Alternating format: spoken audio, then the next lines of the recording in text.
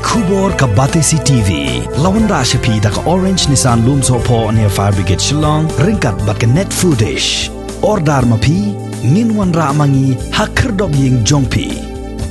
Ka Hillstate People's Democratic Party hakakat sentrik Jembang Arjar Arhuay kala dawana ka Sorkar Jila baka daiban buono daka border outpost hakasnong Kershai kepada nak hapot jangka West Coast Hills District bat ka Jila Assam kenang ban perkheng ya karung kami jangki beriau ke Bar Jila kamtam baka ni kasnong Kershai kadai ka kerdop ke baki beriau nak Jila Meghalaya bat Assam kiju rung yami man lakasngi kani kejing dawa jangka HSPDP kalong ru hadian baka Sorkar Assam kala deptai ya ke border outpost hakasnong Ukiam kabadan harut kawa kabadan markham bat kasnong Kershai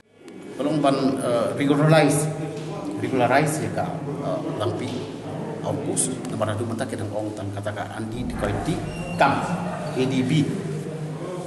they ban regularize ya ka lampi POP ya ka bladan lepa bat hak juga por kumbangin adon hak tiabri bat hapo malangkuna ka mob entry and exit point juga interstate dispute tinggi don ruk mentah hapo Kershai kepada tang kenika border wing temporary arrangement ibu entah tiba and regularize ke lampi VOP ke bangladan lepas but bantu sebagai pedagang VOP hapo Kershai mar bana kalian Assam lah dan ke permanent outpost itu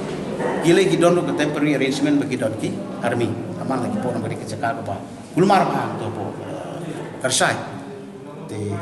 ladawa pa kasolkar kan buk sebagai part outpost itu part